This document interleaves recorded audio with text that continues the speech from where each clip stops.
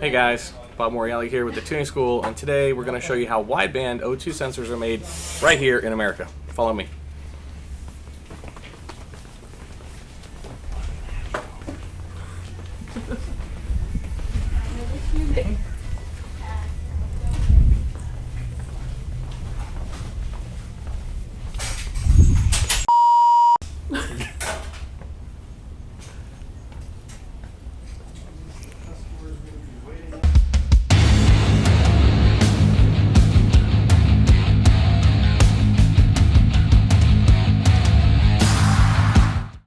Daytona Beach, Florida.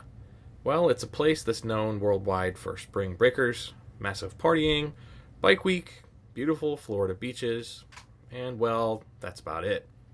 When you live in Florida like I do, you really don't have a reason to come here, unless you're a member of one of the aforementioned groups. And since my college partying days are long since over, and I haven't got a Harley, I had only one reason to drive across the state to come here.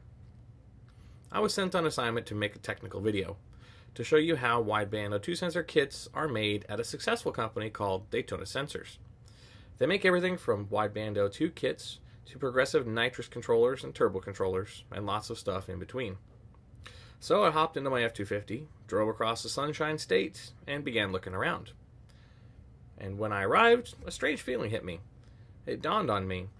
I was actually going to see something that was really made here in the USA. That in today's age really just shouldn't be, or normally isn't. I felt really strange upon making this realization. When was the last time I've seen this? Never. I had never actually seen an electronics company making their own product here in America. And so I began my tour of this facility called Daytona Sensors, and the story of how it's done unfolded right in front of me. You see, years ago when I first called Daytona Sensors to be a customer, I remember asking where they were located and where their product was made. The woman answered politely, Daytona. Like she gets asked this all the time. And was I the only one who was surprised to learn that they're making widebands here, not just importing them from Asia? Surely this can't be as cheap or efficient as the ones made overseas. And you'd be right, they're not. So before you watch any further, I'll tell you now, this isn't going to be the normal Tech Tuesday video that we produce. Although I had originally intended for it to be just that, it turned out to be something much more interesting. So, if you're a hardcore engineer type that just doesn't want to see all the extra stuff, well, you might just want to go Google how you make a wideband O2 sensor kit. But otherwise, hang around and see what I've found. You see, when I think of a manufacturer of electronics, I think sweatshops in China or elsewhere in Asia. I think of long, efficient assembly lines with people working in harsh conditions for hours on end. I think, well, not this. Not in America do we build this stuff anymore, let alone in Daytona. So let's meet the Americans who appear to be mounting a counterattack against the Asian electronics juggernaut.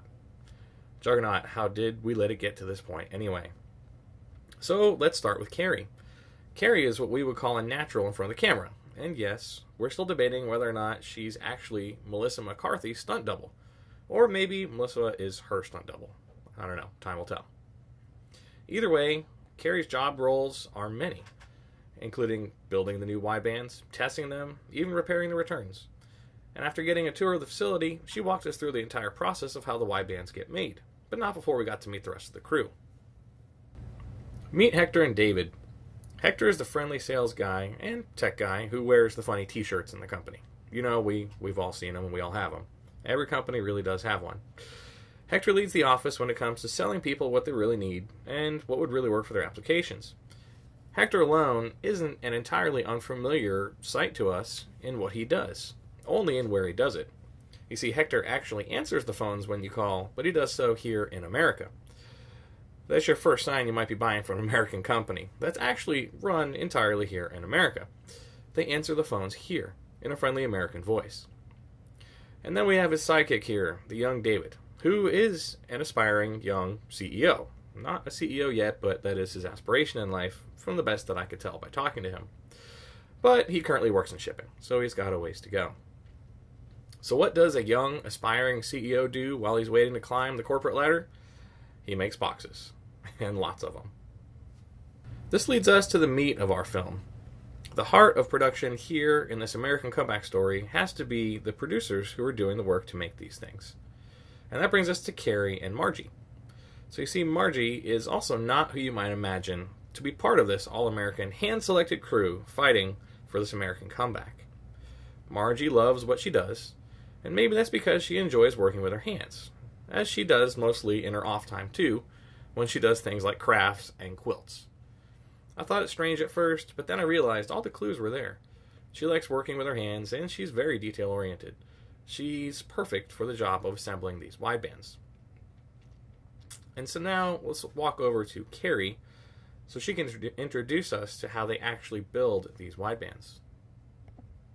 So I'm here with Carrie from Daytona Sensors, and she's going to walk us through how they actually make the widebands here. So how do we get started, Carrie? Sure. We're going to come over here. We're going to get a board. We here have WEGO IV boards. And then we're also going to find the housing for it.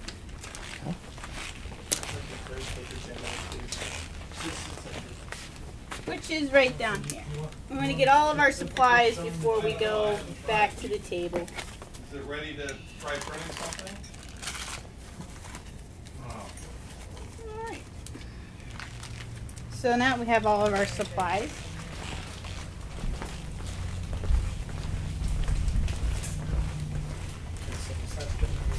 We'll come to our station and we'll start building it.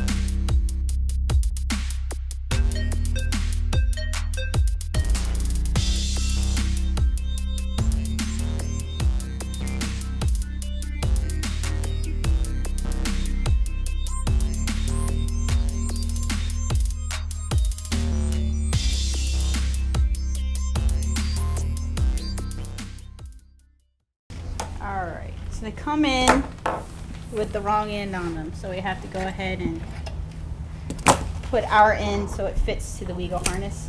We'll just cut the excess off, and then it's easiest just to cut their zip tie off, pull up, and then just cut this right off.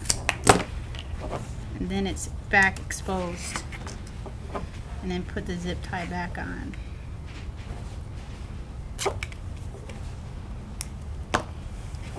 And then we'll just go ahead and strip it.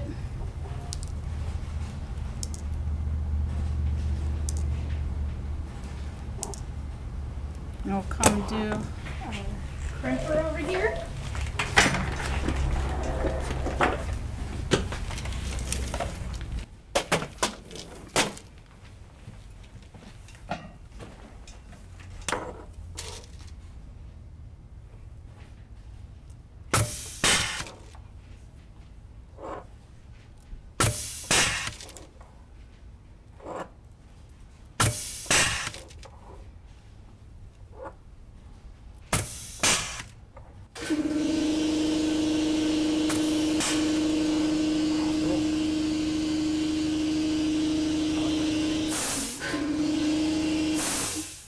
Figured that would come out. Yeah, that's good. It happens. It always happens. Yeah, you can never go without something. No, don't worry, we're good with that. Alright. So find 6, and now we're going to put them in.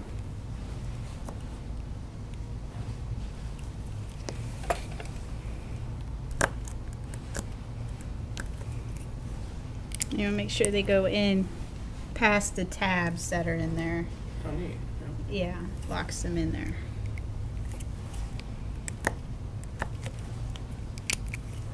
And then we're going to put the lock in there, and then that's a sensor. So now that the product has been assembled, Carrie moves to another station where she tests and does the initial configuration of the device. The ranges are tested, and the configuration for Lambda or AFR are set. After the unit goes through these tests and passes, it's ready to be boxed and shipped.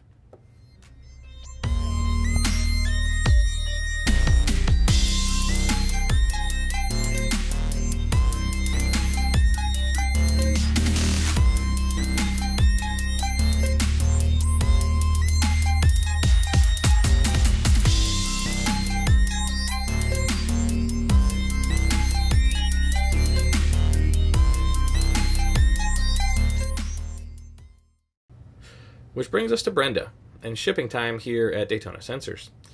You see, right about 3:30, things get crazy around here. I suspect much like it does in many American businesses, especially in the performance industry. You see, Brenda, she's the glue, and she's also the point man or woman for the company. Without her, I think the place would literally grind to a halt. So why is all this working? Why, when there are much more efficient, albeit much uglier operations in Asia, that could kick out 1,000 of these units in the same amount of time that these guys make just a few, costing far less. I mean, these guys even have a dedicated engineer, Chris, on staff to design this stuff. And it's not like they're outsourcing their engineering using some cheap service. So one really has to wonder, why does this work? Which lastly brings me to Alan. You see, Alan is the apparent visionary, the one who decided that he would go against the grain and build these things in-house instead of farming them out to China.